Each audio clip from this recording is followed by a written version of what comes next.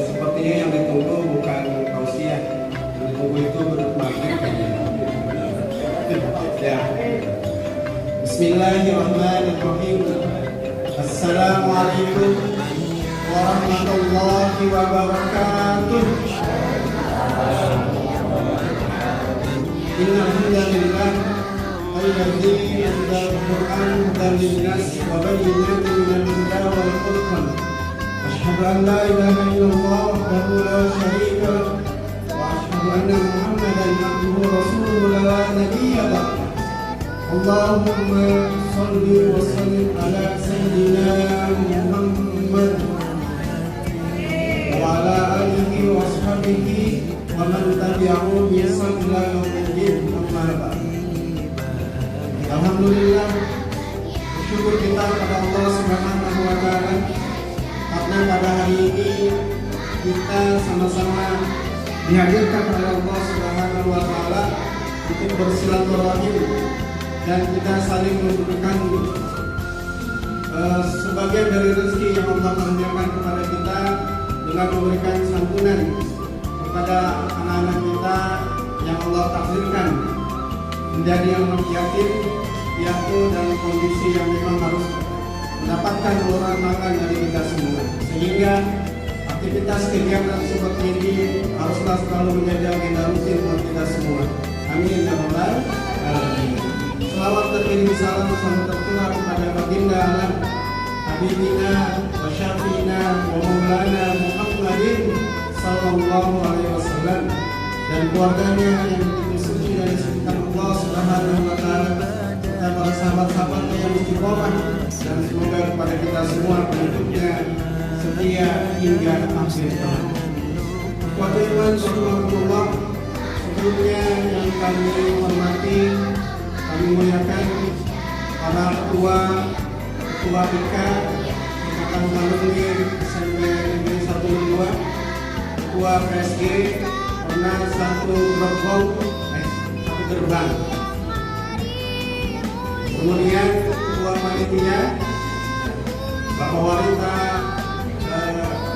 MSI, ya, MSI masih satu istri,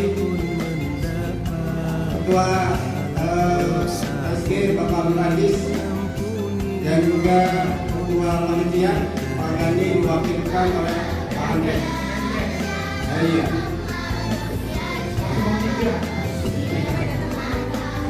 Ya, serta ketua majelis taklim Yayasan Al-Hidayah Ibu Haja, serta para ibu-ibu dan bapak sekalian yang dulu kita pernah sama-sama seragam selalu ketemu dengan putih biru.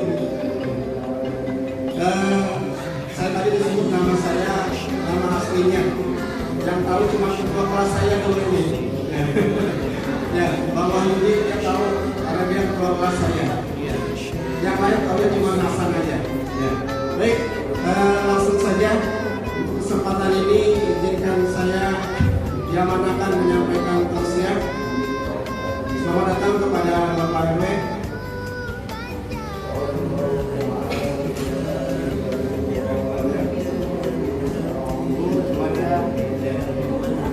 Gimana? Lanjut ya.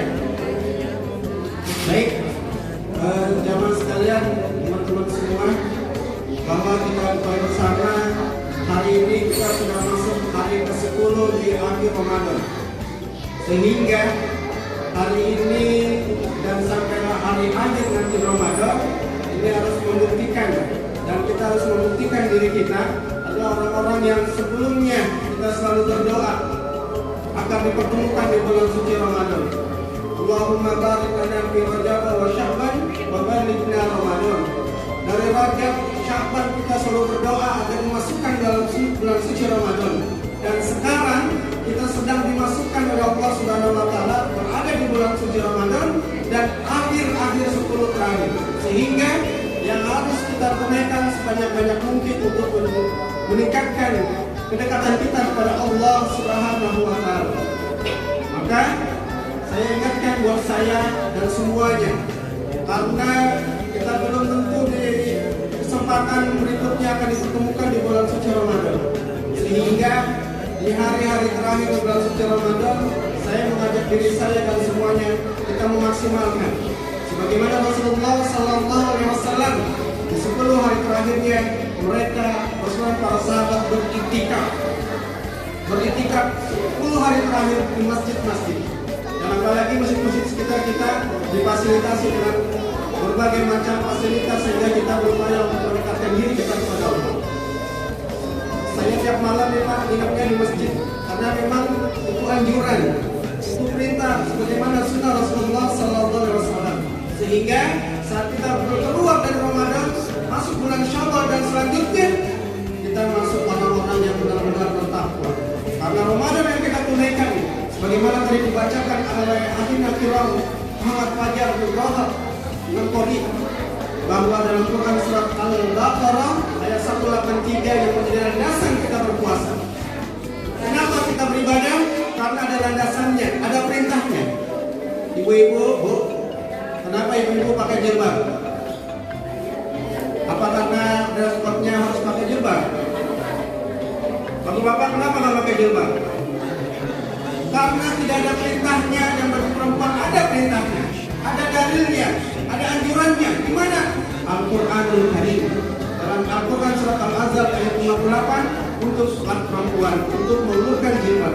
Artinya amalan yang kita tunaikan semuanya harus berlandaskan perintah yang bersumber dari Al-Quranul Karim dan dicontohkan oleh Nabi kita Rasulullah Sallallahu Alaihi Wasallam, termasuk kita beriktikaf. Nah, maka amalan-amalan apa yang harus kita tunaikan di 10 hari terakhir dan bahkan selanjutnya membuktikan kita orang bertakwa? Pertama adalah kita jadikan Al-Quran sebagai pedoman kita. Dalam Al-Quran surat Al-Baqarah surat berapa, Bu?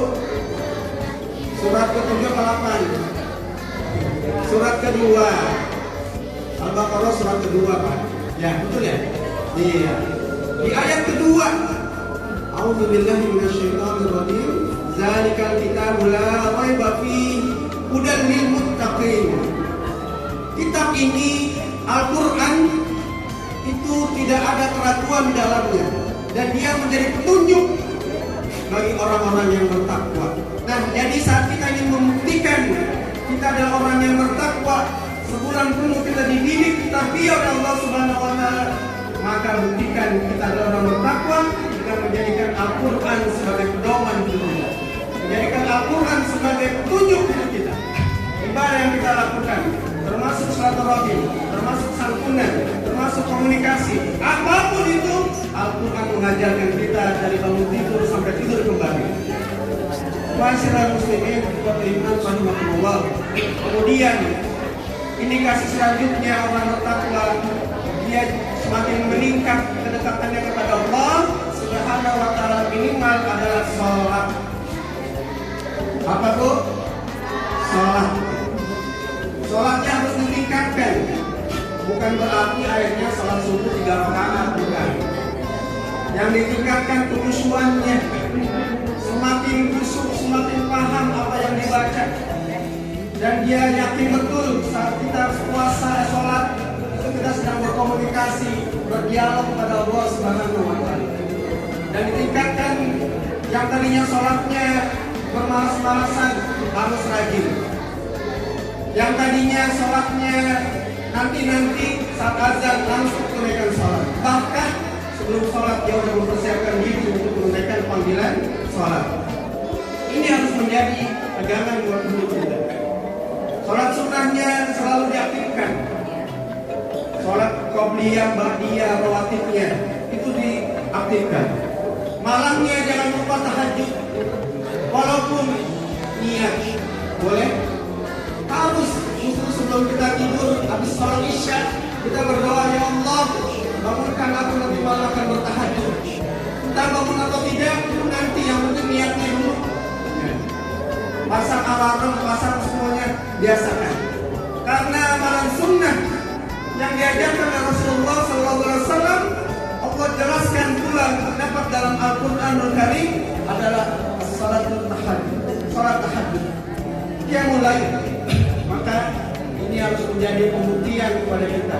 Dan ini yang adalah menjadi amalan orang-orang penduduk surga. Kita pengen masuk surga apa surga, Bu? Surga apa neraka? Bapak mau surga apa neraka?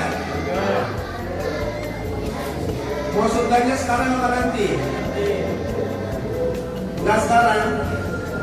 Karena mau surga syaratnya minimal harus mati. Karena surganya bukan di dunia ini. Di mana surganya? Di akhirat kelak. Nah, jadi yang pertama kita harus memastikan sholat kita harus semakin meningkat, dan khususnya sholatnya mampu bermakna. Dalam Al-Quranul Karim, surat Al-Ankabut, surat ke-29, ayat 45. Ayat tersebut mengingatkan kepada kita, Allah memerintahkan, aqimus shalah, innas sholata tanha 'anil fahsya'i wal munkar. Dirikanlah sholat, karena sesungguhnya sholat dapat mencegah keji dan munkar. Ibu-ibu, bapak-bapak sekalian, kita rajin sholat 5 waktu dan sunnahnya, tapi tidak mampu mencegah keji dan munkar, berarti koreksi ritual sholat yang kita jalankan. Jangan-jangan sholatnya hanya sebatas mengumpulkan kewajiban. Jangan-jangan sholatnya hanya sebatas levelisasi. Jangan-jangan sholatnya hanya sebatas kaperisasi. Maka sholatnya harus mampu bermakna. Karena orang yang sholat nggak mungkin dia akan berkata ghibah. Karena orang yang sholat benar tidak mungkin dia akan mencuri, apalagi korupsi. Bukan cuma korupsi duit, juga ada korupsi waktu. Waktu saya kerja di perusahaan, mesinnya mati. Pas mesin mati, kita nggak bisa kerja apa-apa, karena kita harus kerja mesin. Akhirnya kita ngobrol, ngapain lagi, bersih-bersih.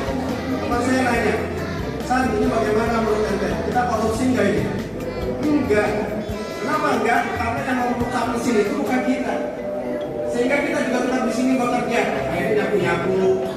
Nyapunya udah selesai, makan-makan. Karena waktu makan, ikuti sesuai yang ada. Tapi saat kita memanfaatkan waktu yang ada, itu juga menjadi korupsi. Menjadi hal-hal yang dilarang oleh Allah Subhanahu wa Ta'ala. Karena saat kita berghibah, saat kita ngomongin saudara kita, yang entah benar atau tidaknya, walaupun benar, itu harus menjadi evaluasi. Dalam Al-Quran surat Al-Hujurat, Al-Hujurat ayat 10 dan 11-nya, Allah mengingatkan kepada kita bahwa innamal mu'minuna ikhwah, mukmin itu bersaudara. Fa aslihu, maka damaikan apabila ada permasalahan. Ayat selanjutnya, apabila engkau membincangkan, mengomongkan saudaramu yang itu belum tentu benar, itu sama saja seperti kamu makan bangkai saudara. Kamu makan bangkai? Ada yang pernah? Kita dengarnya aja gak enak, ngomongnya aja sih gak enak. Apalagi kalau itu ibarat orang yang makan bangkai. Nah, mungkin kita pasti tidak akan mau, sehingga Islam mengajarkan hal itu sangat tidak boleh. Hal itu sangat dilarang oleh Islam. Hal itu adalah bukti orang yang menunaikan sholat dengan khusyuk, sholat yang dapat mencegah keji dan munkar. Kemudian yang harus dibuktikan supaya kita orang bertakwa khusus dalam Ramadan, selain tadi kita dekat diri kepada Allah melalui sholat, juga kita tunaikan selalu berinfak di dalam Allah Subhanahu wa Ta'ala. Allazina yunfiquna bis-sarra wa dharra, menginfakkan harta itu dalam kondisi lapang maupun sempit. Tadi teman-teman KSG itu donasinya sudah diatur, ya. Mau minimal di bawah itu nggak enak juga, karena minimal sekian. Ya alhamdulillah, ini untuk melatih kita semua. Nah, saat kita infakkan harta kita, itu sebagai bukti bahwa kita adalah orang yang bertakwa, baik dalam keadaan lapang maupun sempit. Kalau lagi lapang mah enak aja Pak ya. Ini panitia kurang berapa kita? Panitia kurang apa? Kayaknya kelebihan dana ya. Ya, saya sudah diingatkan karena kita menunggu maghrib bukan menunggu ceramah. Ya, jadi yang kedua tadi kita buktikan selalu sedekah. Sedekah itu bisa dalam bentuk harta, bisa dalam bentuk pakaian, bisa dalam bentuk apapun. Karena yang ada dalam diri kita itu, kalau kita beli pakaian akan rusak. Kalau harta kita kumpulkan, itu akan menjadi rebutan. Kalau harta kita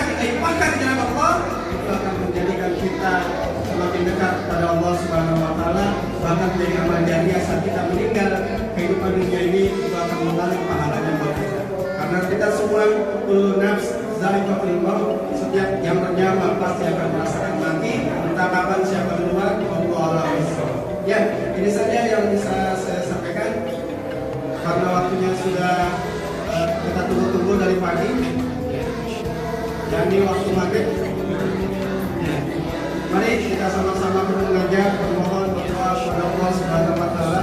Semoga apa yang telah kita tunaikan, khususnya saum dari awal hingga sekarang, itu diterima oleh Allah Subhanahu wa taala dan dijadikan puasa kita dengan balasan ampunan, diampuni segala dosa-dosa dan kehilafan kita, dan dijadikan kita adalah orang-orang yang akan mendapatkan surga yang kelak di akhir.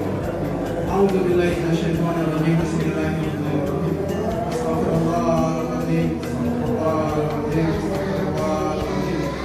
Alhamdulillahi rabbil alamin. Hamdan na'imin, hamdan syakirin, hamdan ya'lamu wa ya'lamu. Ya Rabbana lakal kama yanbaghi li jalali wajhika wa sultan. Allahumma shalli ala Muhammadin wa ala alihi wa sahbihi ajma'in. Allahumma ighfir lana dhunubana wa liwalidina kama rabbayana shaghira wal jami'il mu'minina wal mu'minat wal muslimina wal muslimat wal ahya'u minhum wal amwat innaka sami'un qaribun mujibud da'wat ya qadir. Allahumma innaka afuwwun tuhibbul 'afwa fa'fu 'anna. Allahumma innaka afuwwun tuhibbul 'afwa fa'fu 'anna ya karim. Allahumma inna nas'aluka salamatal din fid dunya wal akhirah wa afiyatan fil jasad wa zinatan fil wa barakatan fil rizqi wa tawbatan minal maut wa rahmatan minal maut wa maghfiratan ba'dal maut. Allahumma harrim alaina syaqawatal maut wal najata minal nar wal afwa minal hasad. Allahumma izzal islam wal muslimin. Allahumma izzal muslimin wa dhillal syirka wal musyrikin.